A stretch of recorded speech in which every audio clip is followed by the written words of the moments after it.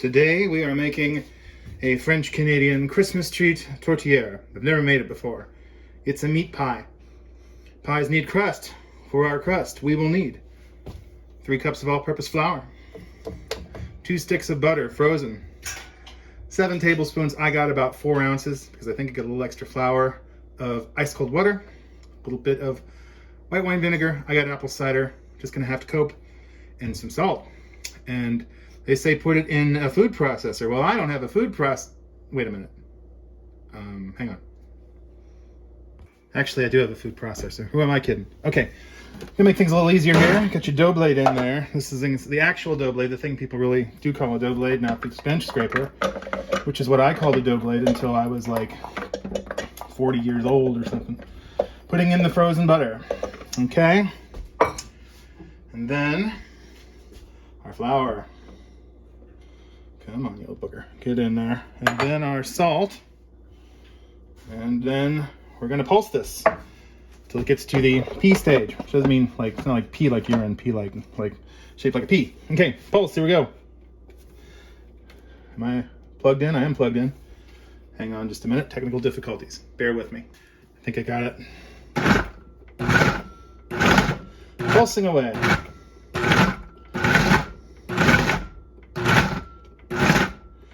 Good deal of fun here.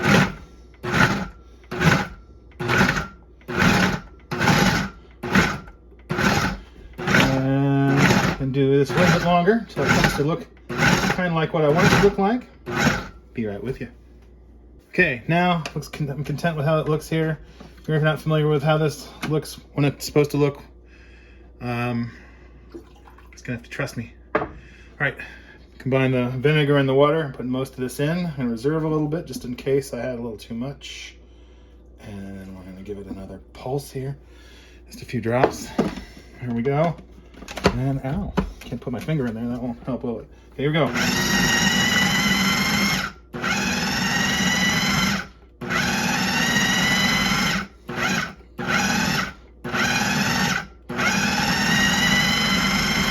Okay, the next part of this actually does involve me doing something non-technical, so here we go. And of course, all I did was turn out the contents onto a floured work surface. Grab a couple bits more of the butter in there. It's the butter that makes it good.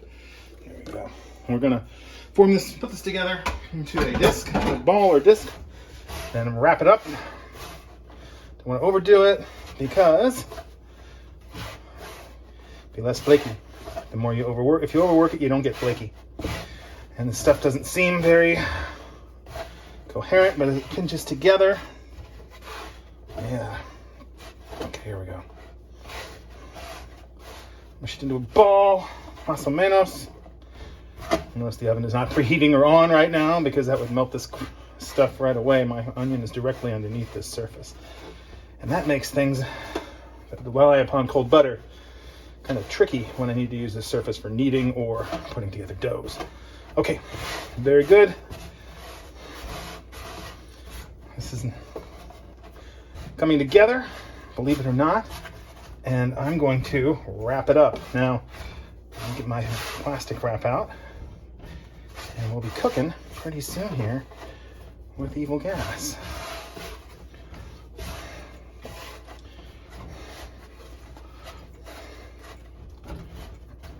Actually, you know what? Close enough to done. Make you watch this whole process. It's kind of no fun, isn't it? Okay. Give me a moment. I'll be right back. Okay. Call that close enough to done. Like so. Gonna wrap this critter up. This is gonna go in the fridge for at least an hour. And that will give us enough time to make our meat and potato filling for our tortière. All right, next step's coming right up. All right, the next thing they're asking for is to make the spice blend, and rather than make you watch me put all the spices together, it called for 2 teaspoons of kosher salt. I put less than 2 teaspoons of iodized salt because that goes longer. 1 teaspoon each of ground black pepper and dried thyme. Again, I put less than a teaspoon of thyme because ground thyme is different from dried thyme and goes a long way.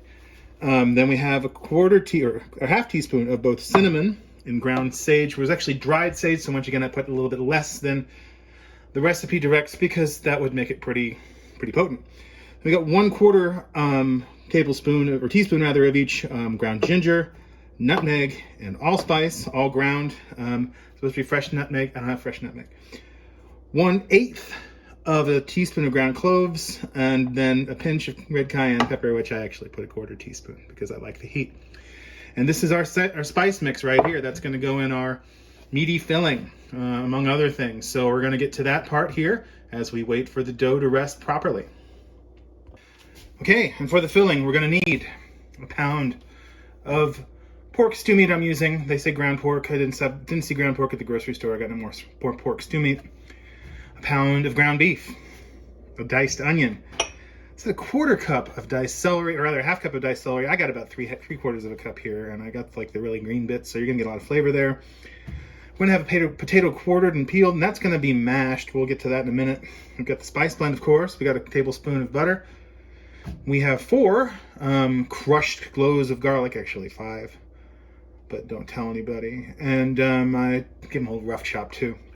And then salt we're going to need, and then the secret weapon, Lowry's seasoned salt. Let's get to it. Okay, so what we're supposed to do is we're supposed to take the potato and submerge it in cold water. Give it a pinch of salt, an extra pinch here. And we're going to bring it from cold to a boil and let it simmer about 10 to 15 minutes. So again, you know, watch pot sucks, so we're not going to endure this entire thing here. We'll meet you back when this is boiled for 10 to 15 minutes. Okay, so I've already removed the potatoes from the oven and set them aside, scooped them out of the drink, and mashed them. Also reserved a little bit less than a cup of the potato water because we're going to need that. Now, medium heat dictates. Not medium heat doesn't dictate, but we're putting on medium heat on putting the skillet here, this sort of deep walled skillet, which is great for this sort of thing. Our tablespoon of butter, and in this we shall put our veggies. We'll start with the onion, then once the onion is brown for a little bit, we'll throw in all the other things, the celery, the garlic, and the spice mix. Last thing to go in is going to be the meat, both kinds of meat, the beef and the pork, and this is gonna take a little while. All things said, once all this is assembled, this is the filling, and this could be on the stove as long as 45 minutes. So I just had a sandwich because I don't think this is going to happen very quickly tonight. But it's Christmas, damn it! Merry Christmas, damn it! And you know, I've wanted to make this for years, and you know, for poutine alone, French Canadians are in the world class of eating. So as this gets ready here, I'm gonna, as I said, onion, then celery and garlic and spices and meat, and we'll have this all done probably about 45 minutes. And in the meantime, Sparkles the cat is complaining at me right now. Obviously I'm not doing the right thing. Okay, talk to you soon. Okay, so where we're at right now, I have removed the potatoes from the stove and mashed them. I have reserved a cup of the potato water, and now I have melted in this skillet a tablespoon of the butter, and I am going to go ahead and brown off these onions a little bit, after which we will add the celery, the garlic, the spice mix, and finally the meats. This process could take a while, but I'll be back when we have more ingredients to add. Okay, so we get some browning here. I'm going to throw in the celery and the garlic here. Garlic. Remember, oh god, Larry King used to hawk that shit. I wonder if we ever actually used it. So we're going to stir this up a little bit, get it going. As soon as we get that moving for about a minute or so, I'm going to add the spices and then the meat. It's going to be a lot of fun here. You guys are going to enjoy this. Be right back. Okay, moment we're all been waiting for. Spice blend. All that stuff. I'm going to get took me a long time to put this stuff together, so I'm going to try to get every bit of it I can get in there. I'm really serious about this stuff. Wow, that's really aromatic. Again, I'd be concerned about that if these French Canadians weren't in the World Series of eating. These people really know what they're fucking doing. Okay, so we're just gonna get all of this stuff coated with the spices. It's gonna be time to add the meat, start browning it. And then once all these ingredients, including the potatoes, are mixed back together, one of these things that kind of gets to know itself, flavors get to know each other on the stove for like 45 minutes. So, get all this stuff coated. It smells really interesting here right now. I'm gonna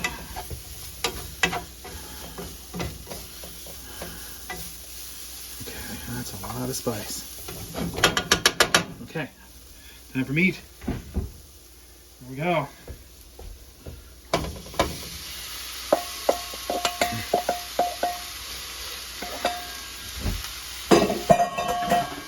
All right, so this is going to take a little time here. I'm going to get this kind of most of the way to brown. Then we're going to come back and add the potatoes as they are intended to be added to this particular mixture. Be with me just a bit.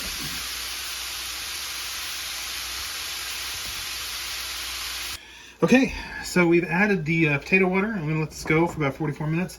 When that's done, we'll mix in the mashed potatoes, and then it'll be time to assemble the actual pie. Ain't that a delight?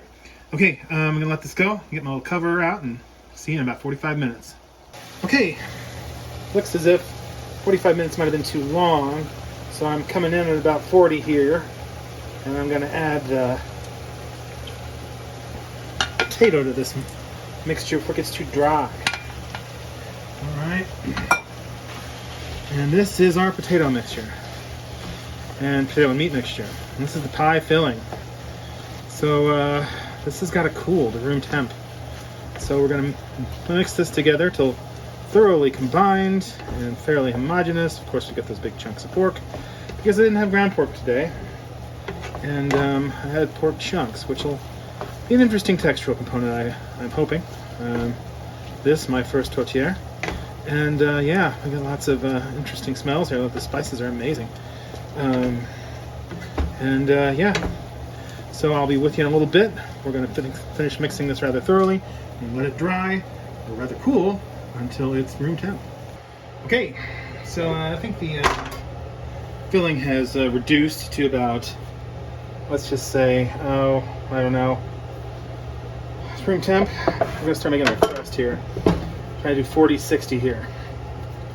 This stuff needs to be ready to go.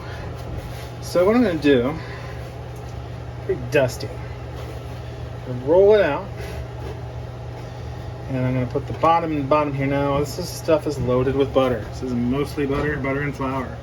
So we're not going to need to, in theory, we're not going to need to oil the pan. I might give it a very small blast of pan, just a very thin one. I don't want to go too thick on it because, frankly, you know,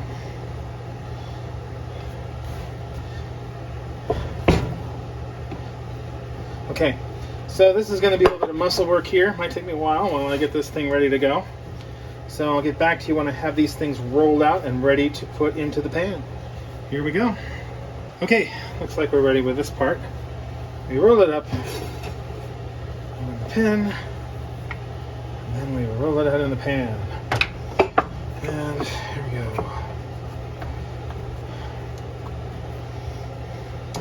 And we make sure that it's tightly pressed against the wall of the pan. Okay. Now that is part one.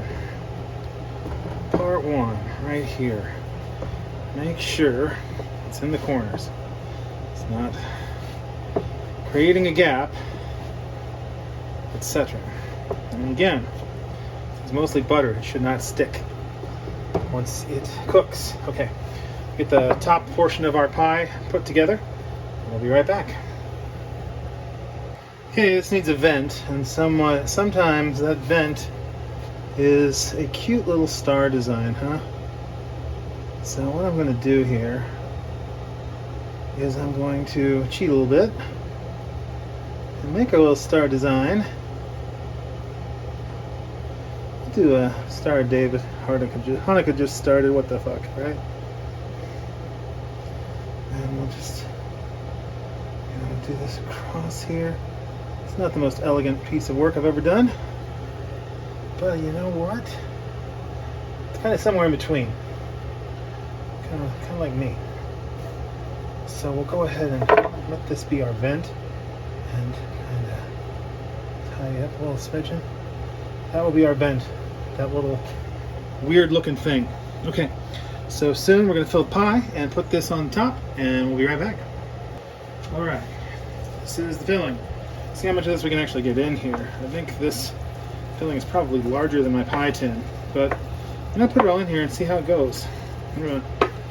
Worst comes to worst, I bring some out and it becomes part of breakfast tomorrow with a couple of eggs, right? Okay, here we go. Okay. Here we go. I think. Alright. So now, you know what? This might actually all go in there. This is all pretty much cooked, right? So this is basically reheating the pie, reheating the filling, and crisping the crust is what's going on here. Okay. This looks reasonably okay. I'm going to get an egg wash prepared and we'll finish assembly. And pretty soon it's going to be time to put this baby in the oven.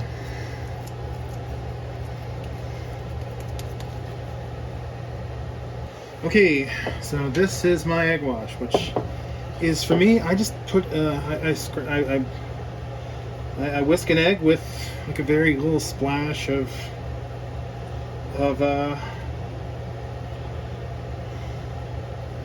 water, and some people have a much more everything. It's milk, etc. So hang on just a moment. Okay, so now I had to turn off my timer. Whoops, here we go.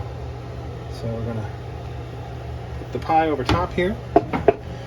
And now, okay, this is gonna be kind of a thing. We're gonna put the pie down here. We're gonna crimp the, should put that a little bit closer into the center. Okay, so here we go. With this, I'm gonna, as they instruct, trim the bottom. Trim some scraps here. And should everything else go according to my plan, my devious plan, I might do something marginally artistic with this. So there we go. Trim some of these bits underneath there. Okay.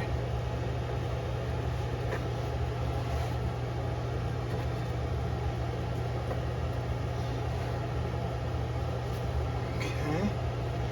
That being that, and then we are going to crimp the pie. So here we go. Ready? 1, 2. So in the meantime, I'm going to get this part done here so that we have a crimped pie. And we'll be back in just a moment. Okay. Not the prettiest thing, but you know, I don't crimp pies every day. I'm going to go ahead and hit the egg wash on the top here. And then, if I'm fortunate enough, for my creative professional, for my cartoonist skills to translate effectively to food decoration, I might have a little bit more to share with you all here in just a moment. Here we go. Okay, I put little stars on it. The warmer the dough got, the harder it got to work with. So we're going to put this into a 375 degree oven. It's preheating now. It's going to take about an hour to bake. So we'll see you soon. And there is our holiday tortière. It smells amazing. Looks pretty good. The crust is done pretty well. Looks like a pretty good pie. I'll keep you all informed tomorrow. It's going to take a little time. It should be cooled to close to room temperature before actually eating. Here it is, about 3 o'clock in the morning. But here it is, holiday pie. Little stars on it and everything. And if the French-Canadian track record is anything to trust, this should be pretty good eating. Merry Christmas, damn it. More holiday baking to come.